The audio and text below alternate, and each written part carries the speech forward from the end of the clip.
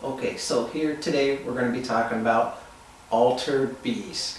I remember as a kid, I went to the arcades, I saw this game, I had to play it.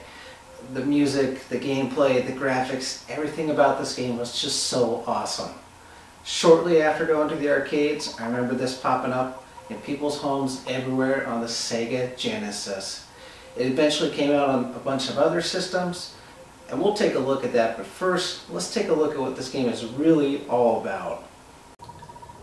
Alright, so this game starts off with a sky god that has infinite powers.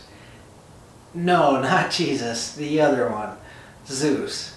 You see, Zeus's daughter's been kidnapped, Athena, so you gotta rescue her. It's kind of cliche, it's your basic save the princess type game, but it's still a better love story than Twilight. Now, why Zeus didn't just do this himself, I'm not quite sure. He could go around zapping people all Pikachu style with his electricity, but instead he decided to bring you back to life. So, here you go. This game starts off with a bang. And by bang, I mean a terrible but legendary audio clip.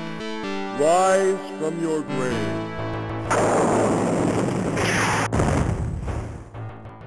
Did he just say wise from your grave?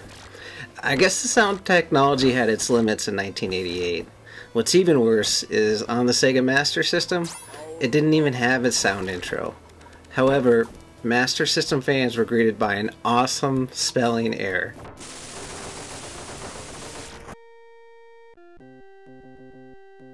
From your crave.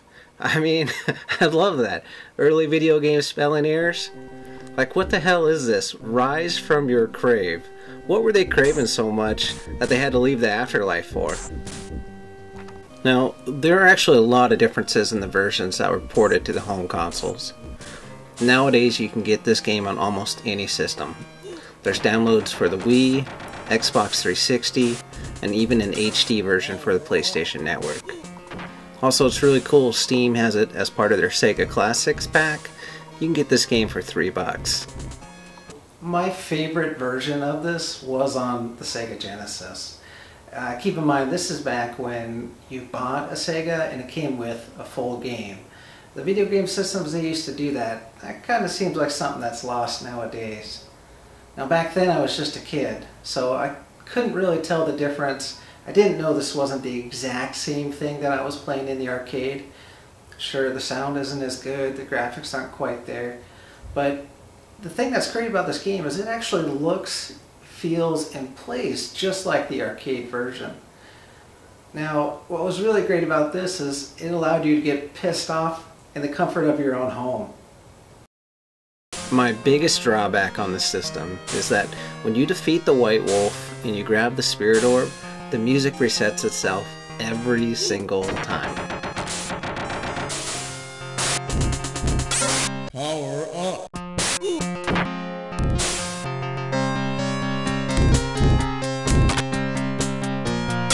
Power up. Power up. And on the Sega Master port, it was all kinds of funky. Spelling errors aside, it had a lot of things going wrong with it. The biggest one, or I guess the smallest one I should say, is the size of the enemies is way off. Plus, it's not a true continuous side-scrolling game. It stops until you kill the enemies, then it starts moving again. Take a look here at the wolves that drop the spirit orbs. They look more like cute little puppies. I actually feel bad kicking them. Altered Beast has some classic enemies. The basic zombies are called Slow Feet and Headless Horse. And then there's the Ogre Zombie.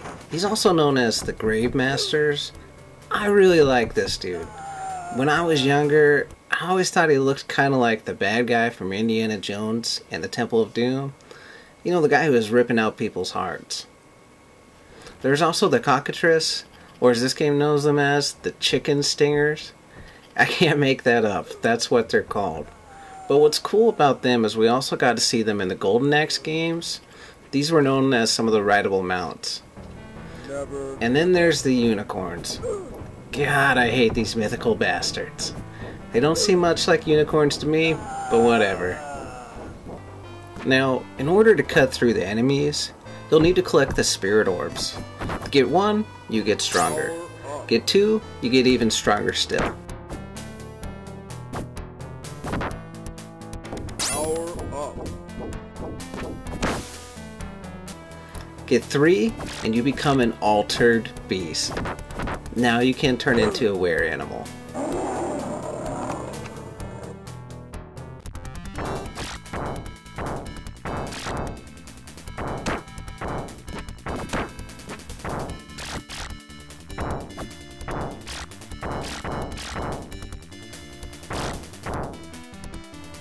Now, this is what makes the game so much fun.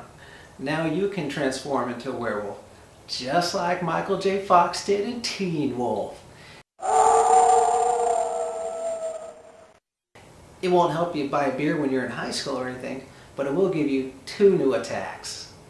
For the most part, you'll get 1 attack that you'll probably never ever use, and another which you will spam harder than Hawaiians. Just keep button mashing, and you'll make it to the end of the level before you know it.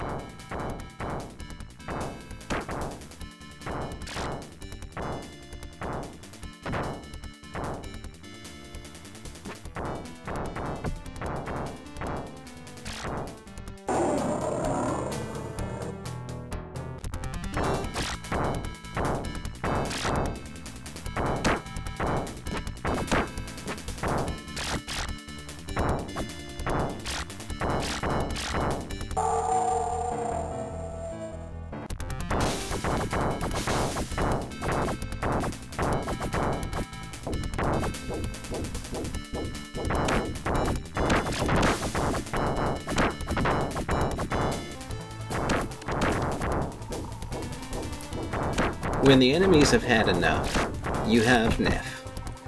Nef is the name of the guy who kidnapped Athena, and he'll be there at the end of each level to greet you. He says his epic line, and then turns into some sort of monster.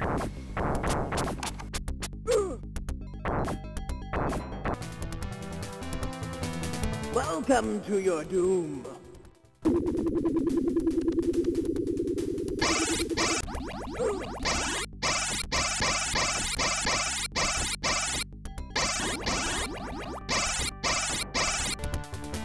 Welcome to your doom.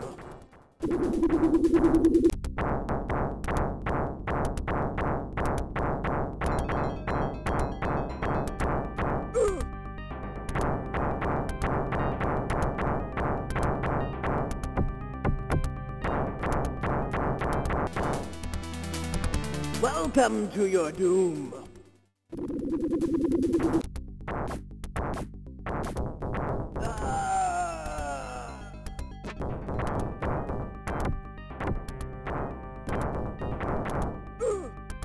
So after a few levels, you finally make it to level 5. And at this point, the game pretty much tells you to go and yourself. Repeatedly. The difficulty gets ramped up by quite a bit, and there's a lot of new, harder enemies. You're going to see the sawfishes, the gory goats, the rad boars, and those dark unicorns. Eventually, you'll make it to the final form of Nef. He transforms into a rhino for this final battle. Welcome to your doom. So here we are, it's the final confrontation. If you look up at the instruction booklet for Nef, all it's gonna say is, all we could say is good luck. Well, I'll say some more. He will attack you with some strong punches if you get too close. He will do a rhino charge if you get too far away. So the trick is to stay just out of range of the punches and not too far that he will attempt to charge you. If you're good, you can move over him and keep damaging him with the fireballs. I am not that graceful, however. But with enough attacks, you will defeat him. Never give up. He looks pretty familiar. Where have I seen this guy lately?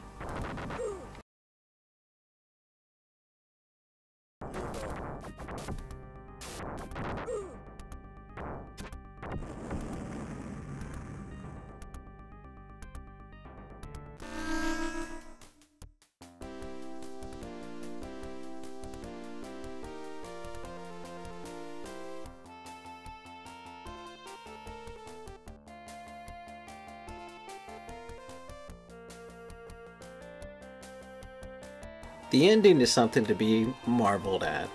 I've seen it many times and still have no idea what is happening. Two things are apparent though. Athena is into bestiality, and the team at Sega is on something. We see cutscenes of characters, a family photo of the bosses, and then it turns out they were merely actors this whole time. Hey, let's go out for drinks. Then probably the creepiest photo I've ever seen in a video game ending ever. We see some of the developers with their eyes crossed out. Was this game made by serial killers? So, all in all, I still love playing this game.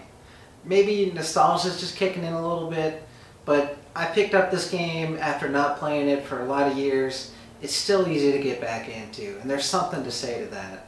Well, I hope you guys like this review. I'll definitely have some more coming out in the future. Take care for now.